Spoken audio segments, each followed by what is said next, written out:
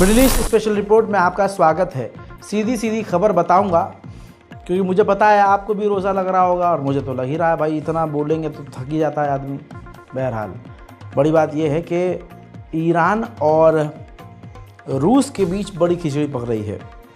एक रिपोर्ट है कि ईरान पहुंचे थे, रूस के कुछ अधिकारी, पूरी टीम पहुंची थी। ईरान की मिसाइलों की फैक्ट्री में भी गई है वो, रूस की जो टीम पहुंची थी और चुपके से पहुंची थी। और ईरान के अंडरग्राउंड बंकर में भी उन्होंने जाकर दौरा किया है। तो रूस और ईरान के बीच जो खिचड़ी पक रही है, जो खेल हो रहा है, उससे अमेरिका और इजराइल को टेंशन तो है ही, लेकिन इसके बाद की जो बात है वो बड़ी ख़तरनाक है। यही रिपोर्ट फुल स्क्रीन पर। जो टीम पहुंची थी वो मिसाइल के एक्सपर्ट थे, रशियन मिसाइल्स के एक्सपर्ट। जिस वक्त ईरान इजराइल से भिड़ने को तैयार है और ईरान पर हमले की आशंका है, ऐसे में रूस के मिसाइल एक्सपर्ट, आप जानते हैं रूस के हथियार पूरी दुनिया में ख़तरनाक साबित होते हैं। अमेरिका खुद रूस के हथियारों से डरता है। तो रूस के मिसाइल एक्सपर्ट जो ईरान की मिसाइल फैक्ट्री में पहुंचे हैं, तो आशंका जताई जा रही है कि ईरान की मिसाइलों को अपग्रेड किया जा सकता है रूस की मदद के द्वारा। तो इजराइल के लिए और अमेरिका के लिए ये सीधा खतरा है। लेकिन दूसरी खबर सुनिए। अगली खबर रशिया को लेकर ये है कि अभी कुछ दिन पहले रूस और अमेरिका के अधिकारियों ने सऊदी अरब में मुलाकात की थी। ऐसे में ट्रंप ने, जी हाँ, ट्रंप के मैसेंजर ने रूस के एनवॉय से कहा कि ईरान से आप हमारा कांटेक्ट करवाइए, मीडिएशन करवाइए, और रशिया राज़ी हो गया। खबर यह है कि रशिया अब ईरान और अमेरिका के बीच मीडिएशन करवाएगा। रूस ने इसके लिए हामी भर दी है। तवज्जो यहाँ पर होनी चाहिए, ईरान की करेंसी सबसे डाउन कर दी गई है, ईरान का हाल बुरा कर दिया गया है। वाइस प्रेसिडेंट तक और इकोनॉमी मिनिस्टर तक ने रिज़ाइन दे दिया है। ईरान की सरकार चरमरा गई है, ईरान के ऊपर हमले का डर है। लेकिन इसके बावजूद ईरान के नाम में अल्लाह ने पता नहीं दुश्मन के लिए इतना खौफ क्यों रखा है कि तमाम दुनिया उससे डरती है। इन तमाम चीज़ों के बावजूद लीजिए आपकी स्क्रीन पर सबूत। हजरात, बरतानिया ने ऐलान किया है कि कोई भी अगर ईरान के लिए काम करेगा तो सीधा उसको जेल होगी। जी हाँ, कोई भी। ये ब्रिटेन, दुनिया के अहम तरीन देशों का जो देश है, जो एक बड़ा ताकतवर देश माना जाता है, उसको भी ईरान के नाम से पेशाब लग रहा है। 2015 की न्यूक्लियर डील ईरान के वाइस प्रेसिडेंट ज़रीफ ने ही करवाई थी। आज ये जानकारी आई है कि ज़रीफ को अंदर ही ईरान के अधिकारियों के द्वारा कहा गया था कि आप वाइस प्रेसिडेंट के पद से इस्तीफ़ा दे दो। यानी ईरान का डर तो अलग है, ईरान के दुश्मनों को ईरान का डर तो भले ही है, लेकिन ईरान के अंदर उत्पात है। ये भी एक काला और कड़वा सच है। वहीं ईरान पाबंदियों से बचने के लिए अब बड़े बड़े कंटेनर और जहाज़ों का इस्तेमाल नहीं कर रहा है। वो छोटे छोटे जहाज़ों के ज़रिए अपना सामान चाइना भेज रहा है। हजरात, एक और बड़ी खबर सामने आई कि जब से ये इलाके में मिडल ईस्ट में तनाव पैदा हुआ है 2.5-3 सालों से, पहली बार गाज़ा के बिल्कुल आसपास ईरान के खिलाफ अमेरिका और इजराइल ने अपने परमाणु बॉम्बर और एडवांस फाइटर जेट उड़ाए हैं। ईरान को डराने के लिए पिछले 1 महीने से बार बार इलाके में अमेरिका अपने B-2 परमाणु बॉम्बर उड़ा रहा है। ताज़ा तरीन जानकारी एक और ये है कि अमेरिका और इजराइल के विदेश मंत्रियों ने फ़ोन पर बात की है और दोनों एग्री हो गए हैं। ट्रंप से भी बात की गई है। अमेरिका और इजराइल राज़ी हो गए हैं कि गाज़ा के अंदर से हमास को पूरी तरह से ख़त्म किया जाएगा, गाज़ा पर कंट्रोल किया जाएगा, ईरान को कभी भी न्यूक्लियर हथियार हासिल नहीं करने दिया जाएगा। उधर तुर्की और ईरान आपस में भिड़ जा रहे हैं। मैं आपको जानकारी पहले ही दे चुका था। सबसे पहले उंगली करी तुर्की ने ज़बरदस्ती सीरिया में अपना पैर जमाने के चक्कर में ईरान को लताड़ दिया, ईरान को सुना दिया। इसके बाद ईरान ने तुर्की के एम्बेसडर को समन करके सुनाया। अब उसके बाद तुर्की ने ईरान के एम्बेसडर को समन किया और उनको सुनाया कि आपका देश हमारे नेताओं को समन करके सुना रहा है।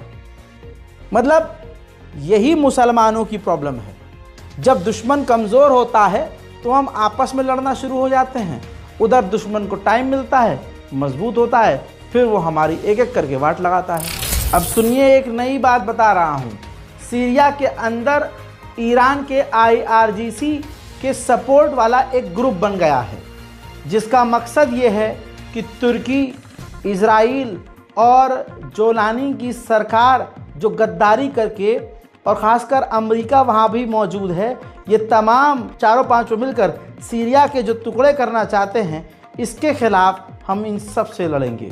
अब ये ग्रुप सुनने में तो अच्छा है और इसकी नीयत भी सही है, लेकिन अमेरिका, इजराइल, तुर्की सब मिलकर इसे आतंकी घोषित कर देंगे। बात सीरिया की हो रही है तो ये तस्वीर देख लीजिए। अरब समिट जो हुआ है क्यारो में, वहाँ पर सीरिया के राष्ट्रपति जोलानी ने लेबनान के राष्ट्रपति से भी मुलाकात की है। अब मेरे दोस्तों, एक और जानकारी सीरिया से समझ लीजिए। इजराइल के बारे में भले ही जोलानी सरकार ने जो भी बोला हो, मुंह से सिर्फ विरोध किया हो, लेकिन सच्चाई ये है कि अब इजराइल सीरिया के अंदर तक घुसकर जो ज़मीन के अंदर माइंस बिछे हुए हैं दुश्मनों के लिए, उस माइन और बमों को क्लियर कर रहा है। यानी इजराइल सीरिया के अंदर और घुसकर कब्जा करने की तैयारी कर रहा है। लीजिए, जोलानी की बकैती अलग और ज़मीनी सच्चाई अलग। ब्रेकिंग न्यूज़ में ये अपडेट है कि सीरिया के अल नूरिया के इलाके में इजराइल की सेना घुसकर कब्जा कर रही है। साथ ही सीरिया में मौजूद द्रूस कम्युनिटी के लीडर ने एक बयान जारी करके इजराइल का सपोर्ट किया। कहा कि हम तरक्की चाहते हैं, हमारा भविष्य मजबूत और अच्छा होना चाहिए।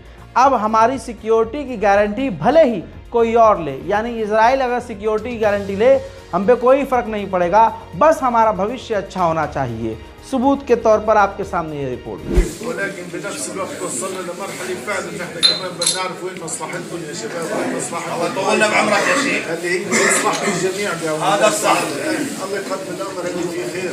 حكينا مشروعنا وطني سوري عام بعون الله تعالى، واللي عم يغرز خارج هذه الافكار هو اللي نحن مش في صدد النقاش معه. مشروعنا واضح، سوري بامتياز، وحدة سوريا أرضا وشعبا، ولكن شو في بالجو، شو في توافق دولي مثل ما نحن دائما نحكي. على كل حال نحن उधर तस्वीर ये देख लीजिए, PKK के ऊपर इराक में तुर्की ने हवाई हमले करके कई PKK के लड़ाकों को कत्ल किया है। अपडेट अब लेबनान से। लेबनान में इजराइल ने हवाई हमला करके एक और हिजबुल्लाह के लीडर को कत्ल कर दिया है। वहीं लेबनान की गुलाम सरकार फिर से राज़ी हो गई है अमेरिका के प्रेशर में आके कि इजराइल लेबनान में और भी लंबे समय तक रह सकता है। अब देखिए, याद होगा आपको, लेबनान में जो पुराने राष्ट्रपति थे वो अमेरिका के दबाव में नहीं आ रहे थे। अमेरिका ने वहाँ चुनाव करवाया और लिटरली ये बोला कि अगर पसंदीदा जो हमारा शख्स लेबनान आर्मी का चीफ जो है, स्टाफ जो है, जो कमांडर है, अगर वो राष्ट्रपति बन जाता है तो हम सऊदी अरब से भी लेबनान को मदद दिलवाएंगे और हम भी मदद करेंगे। फिर हुआ वही, लेबनान में अमेरिका का पसंदीदा आदमी राष्ट्रपति बन गया। और अब ये रिपोर्ट आपके स्क्रीन पर मौजूद है। खबर ये है कि स्टेट डिपार्टमेंट अमेरिका का $95 मिलियन जो है अनफ्रीज कर रहा है लेबनान की आर्मी के लिए। अब सीधी बात है भाई, अगर लेबनान की आर्मी को अमेरिका पैसा दे रहा है तो लेबनान की आर्मी इजराइल और अमेरिका के खिलाफ कोई कदम उठाएगी क्या? बहुत कॉमन सी बात। लेकिन दोस्तों, लेबनान के पार्लियामेंट स्पीकर ने पार्लियामेंट में बोला कि इजराइल ने अपनी सिक्योरिटी जोन लेबनान में बना ली है, यानी परमानेंट वो पैर जमा चुका है। इसी के साथ लेबनान ने आधिकारिक तौर से सऊदी अरब से अपनी मिलिट्री के लिए, लेबनान ने अपनी मिलिट्री के लिए सऊदी अरब से $3 बिलियन की रकम मांगी है। वहीं रशिया में विक्ट्री डे आने वाला है और विक्ट्री डे के दिन रशिया परेड करता है और बड़े प्रोग्राम कई दिन करता है। ऐसे विक्ट्री डे के दिन रूस ने तमाम अपने साथियों को, लगभग पूरी दुनिया के देशों को बुलाया है, जिसमें अमेरिका, जर्मनी, फ्रांस, इजराइल भी शामिल है। वहीं हूथीज यमन के लड़ाकू संगठन ने, ये तस्वीर देख लीजिए, जारी की है खुद, जिसमें हूथीज ने अमेरिका की नाक 15वीं मर्तबा तोड़ा है। 15वीं बार अमेरिका की इज्जत माने जाने वाले MQ-9 रीपर को मार गिराया है। अमेरिका हमेशा झुठला देता था, लेकिन अब अमेरिका और इजराइल के ही अंदाज में हूथी संगठन उस पूरे एक्शन का वीडियो जारी करके अमेरिका के मुंह पर कालिक पोतते हैं। इसी के साथ यमन के अंसारुल्लाह संगठन ने कहा है कि अगर सीज फायर गाजा के अंदर इजराइल ने तोड़ा तो यमन के लड़ाकू हूथीज अंसारुल्लाह इंटरफेयर करेंगे, यानी जंग फिर शुरू करेंगे। इसी के साथ अमेरिका बौखला चुका है और बौखलाए अमेरिका ने हूथी संगठन को टेररिस्ट लिस्ट में डाल दिया है। उधर डोनाल्ड ट्रंप अलग ही जोन में है। डोनाल्ड ट्रंप ने सोशल मीडिया पर धमकी देते हुए कहा है कि जो अमेरिकी यूनिवर्सिटी अलाउ कर रही हैं फिलिस्तीन के समर्थन में प्रदर्शन, उन अमेरिकी यूनिवर्सिटीज़ को फंडिंग बंद कर दी जाएगी, उन पर पाबंदी लगाई जाएगी और जो छात्र प्रदर्शन में शामिल हो रहे हैं उनको डिपोर्ट किया जाएगा, उनको गिरफ्तार किया जाएगा और प्रदर्शन में जो मास्क पहन रहे हैं लोग, इस पर पाबंदी लगाई जाएगी, उन पर नज़र रखी जाएगी। इसी के साथ कोलंबिया यूनिवर्सिटी को ट्रंप सरकार जो $50 मिलियन देने वाली थी, कोलंबिया यूनिवर्सिटी को वो $50 मिलियन देने से इनकार कर दिया है, फ्रीज कर दिया है। सारी दुनिया को किनारे कीजिए, इजराइल के आम लोग समझ चुके हैं कि असली क्रिमिनल कौन है। मेरे दोस्तों, ये जो व्यक्ति है, इनका एक भाई हमास की कैद में इजराइल के हमले में मारा गया। अब इन्होंने इजराइल की सरकार नेतन्याहू को क्रिटिसाइज करते हुए कहा, अपने भाई को बोलते हुए कि मेरे भाई, तुम्हारी मौत के जिम्मेदार वो नहीं जो तुम्हें लेकर गए, तुम्हारी मौत के जिम्मेदार वो है जिसने तुम्हें उनके हाल में उनके पास छोड़ दिया और तुम्हारी फिक्र नहीं की। दोस्तों, तमाम जो इजराइल के हॉस्टेज के परिवार वाले हैं सीधा सीधा नेतन्याहू के खिलाफ हैं और सबका ये कहना है कि इजराइल डील ख़राब कर रहा है, दोबारा से जंग करके इजराइल को ख़तरे में डाल रहा है। इजराइल की जनता नहीं चाहती कि जंग और बवाल हो, लेकिन नेतन्याहू अपने पर्सनल फ़ायदे के लिए ये कर रहे हैं। अब दोस्तों, हमास की कैद से जो इजराइल की कैदी आज़ाद होकर आ रहे हैं, वो हमास के रवैये से इतना इम्प्रेस हैं, जो ऑन कैमरा आप भी देख चुके हैं, कि अब वो इजराइल आकर खुद बोल रहे हैं कि हमें मारा नहीं गया, हमें पीटा नहीं गया, हमारा खुद से ज़्यादा ध्यान रखा उन्होंने और हमारी जान बचाई, और वो अपनी ज़मीन के लिए लड़ रहे हैं। सच बोलना खुद आले यहूद को ही इतना यहूदियों का बुरा लग रहा है। यहूदी सच बोल रहा है तो कट्टरवादी यहूदियों को इतना बुरा लग रहा है कि बेंजीवीन ने एक्स जो आज़ाद हुए कैदी हैं, हमास से आज़ाद हुए कैदी जो इजरायली हैं, उन पर इल्ज़ाम लगाया है कि ये हमास का प्रोपेगेंडा फैला रहे हैं।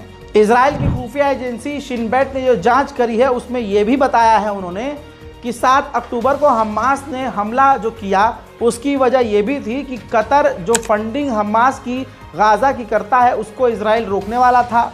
बेंजीवीर और नेतन्याहू कट्टरवादी बयान देकर फिलिस्तीन और बैतुल मुक़द्दस पर कब्जा करने वाले थे और हमास के लीडरों को कत्ल करने वाले थे। इस वजह से हमास ने इस ऑपरेशन को किया, ये आतंकी हमला किया। नेतन्याहू की कोई भी इज्जत खुद इजराइल में नहीं बची है। नेतन्याहू पार्लियामेंट में खड़ा होकर जब स्पीच दे रहा था, तो इजरायली सेटलर्स, इजरायली वो परिवार वाले जिनके परिवार का कोई सदस्य अभी भी हमास की कैद में है, सब मिलकर इजरायली जनता अपने प्रधानमंत्री को जलील कर रही थी, उनकी स्पीच को इंटरप्ट कर रही थी। सबूत כולנו נפגשים עם משפחות החטופים, וזה באמת קורע את הלב. לפני ימים אחדים, רעייתי ואני נפגשנו עם קית' סיגל, ששב מן התופת. הוא בא עם אשתו אביבה, שגם אותה החזרנו, זה היה בעסקה הראשונה, והיא באה והיא באה גם עם ביטן טוב, אני שיר. מבקש לפנות את היציע, תודה רבה. לפנות את היציע, תודה.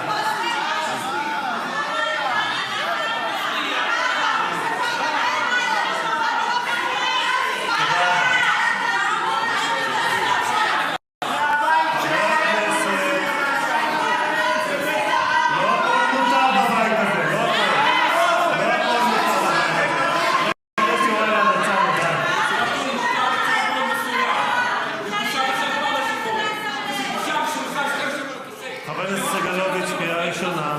לראש הממשלה זה לא מפריע. רבותיי, יש כללי התנהגות בבית. वहीं इजराइल के डिफेंस मिनिस्टर ने कहा है कि हम जॉर्डन की तरफ एक बॉर्डर पर वॉल यानी चौड़ी और ऊंची दीवार बनाएंगे। इजराइल के वॉर क्राइम की तमाम सबूत और तस्वीरें खुद इजराइल के सैनिकों ने सोशल मीडिया पर जारी करके दुनिया को दिए हैं। पिछले 1.5 साल से मैं बार बार इस बात पर प्रेशर दे रहा था कि सोचिए, इजराइल के लोग घर जला रहे हैं, इजराइल के सैनिक नरसंहार कर रहे हैं, गिरफ्तारियां कर रहे हैं, मार रहे हैं, पीट रहे हैं, लूटपाट कर रहे हैं और रील बना रहे हैं, स्नैप बना रहे हैं और उसको पोस्ट कर रहे हैं। अब रिपोर्ट देख लीजिए। अब इजराइल की सेना अपने सैनिकों के सोशल मीडिया पर नज़र रखेगी और उनको सोशल मीडिया इस्तेमाल करने से रोकेगी। जिस तरह के वो कंटेंट पोस्ट कर रहे हैं उनको भी रोकेगी, ताकि क्योंकि सबूत ये है, साबित ये हुआ है कि इजरायली सोशल मीडिया पर जो अपने हथियारों की और अपने क्राइम की वीडियो फोटो पोस्ट कर रहे हैं, उसकी वजह से हमास को उनकी जानकारी मिल रही है और विदेशों में इजराइल के सैनिक गिरफ्तार हो रहे हैं। उधर मोरक्को को 6 अटैक अपाचे हेलीकॉप्टर अमेरिका ने सौंपे हैं। मिडिल ईस्ट स्पेशल रिपोर्ट में फिलहाल के लिए इतना ही। तमाम रोजेदारों से अपील है कि इस वीडियो को शेयर ज़रूर करें। जय हिंद।